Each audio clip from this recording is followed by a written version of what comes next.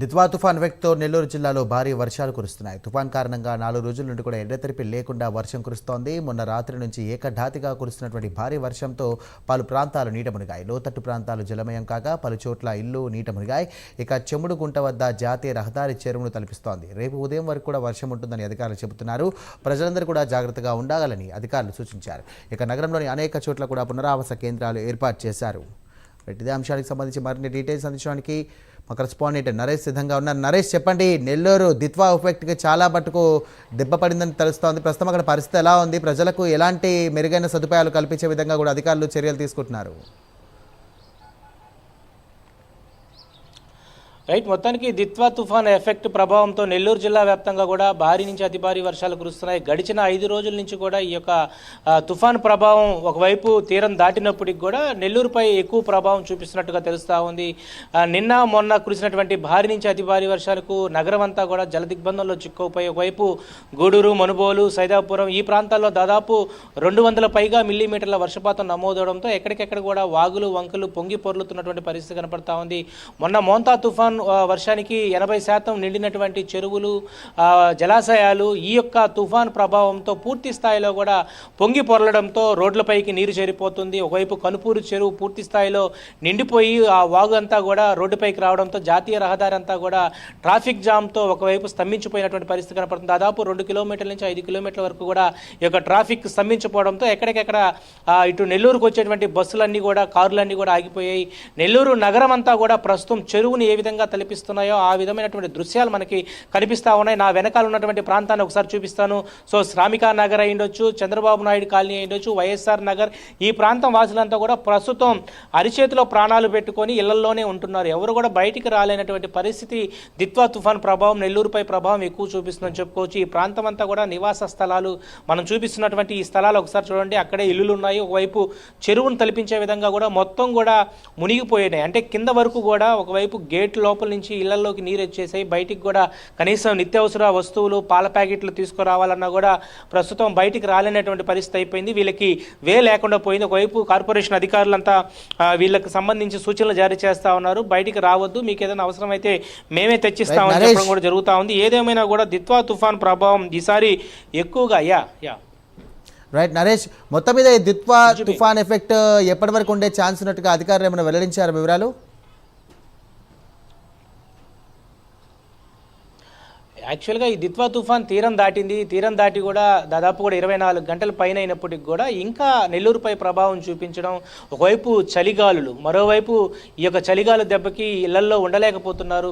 చంటి బిడ్డలు అయిండొచ్చు, ముసలివారి సైతం కూడా ప్రాణాలు విడిచిపోయేటువంటి, కొక్కిరిపోయేటువంటి చలి ఇక్కడ వ్యక్తమవుతా ఉంది. ప్రస్తుతం నేను చూపిస్తున్నటువంటి ఈ విజువల్స్ అంతా కూడా మీకు చూస్తే అర్థమైపోతుంది.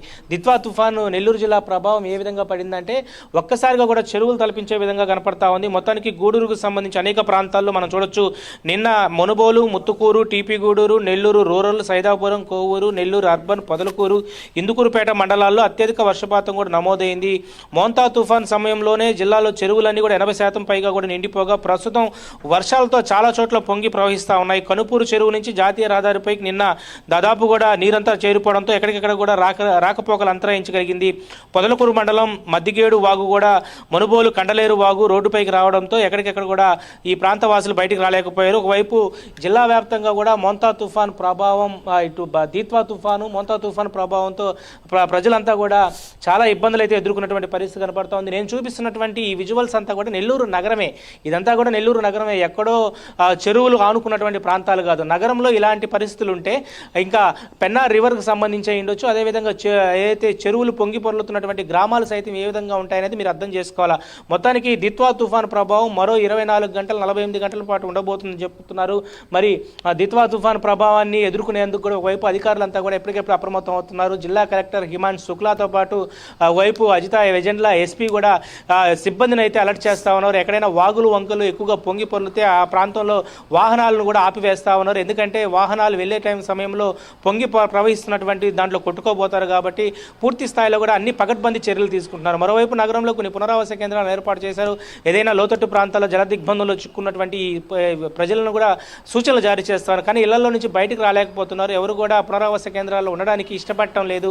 రోడ్ ప్లాట్ఫామ్ మీద ఉండే వాళ్ళు మాత్రమే పునరావాస కేంద్రాల్లో ఉంటున్నారు. మరోవైపు పెన్నా రివర్కి సంబంధించినటువంటి అనేక గ్రామాలు సైతం కూడా ప్రస్తుతం ముంపుకు గురయ్యేటువంటి పరిస్థితి కనపడతా ఉంది. ఎగువ ప్రాంతాల్లో కురిసినటువంటి భారీ వర్షాలకు కడప, అనంతపూర్, కర్నూలు ప్రాంతాల్లో కూడా వర్షాల ప్రభావం ఎక్కువగా ఉండడంతో ఆ ప్రాంతంలో నుంచి కురిసే వర్షం అంతా కూడా లోతట్టు ప్రాంతాలు అంటే సముద్ర ప్రాంతానికి వచ్చేటువంటి ప్రాంతం అంతా కూడా జలాశయాలకు వస్తూ ఉన్నాయి. ఒకవైపు సోమశిల జలాశయం 78 టీఎంసీల సామర్థ్యం అయితే ఇప్పటికే 75 టీఎంసీల వాటర్ చేరిపోతా ఉంది. మరి వచ్చేటువంటి ఇన్ఫ్లో 40,000 క్యూసెక్లు అయితే వదిలేటువంటి అవుట్ఫ్లో సముద్రానికి దాదాపు 1,00,000 క్యూసెక్లు వాటర్ వదులుతున్నారు. అంటే 1,00,000 క్యూసెక్లు వాటర్ దాదాపు వదులుతూ ఉంటే పెన్నా పరివాహక ప్రాంతాలు ఆనుకున్నటువంటి ప్రాంతాలంతా కూడా ప్రస్తుతం పంట నష్టం జరిగింది. పంట నష్టం జరగడమే కాకుండా ఉద్యానవన పంటలంతా కూడా నాశనం అయిపోయి ఒకవైపు వరికి సంబంధించినటువంటి వరినాలు వేసినటువంటి ఈ యొక్క ఏదైతే స్టార్టింగ్లో ఉన్నటువంటి ఈ స్టేజ్ అంతా కూడా తడిసి ముద్దయిపోయి కుళ్ళిపోయినటువంటి పరిస్థితి. దాదాపు 5 రోజుల నుంచి ఈ వరి నారులకు సంబంధించినటువంటి మొత్తం కూడా కొలాప్స్ అయిపోయి ఉద్యానవన పంటలంతా కూడా చేతికి వచ్చినటువంటి పంట ఆకుకూరలు, బత్తాయి, అదేవిధంగా బొప్పాయికి సంబంధించినటువంటి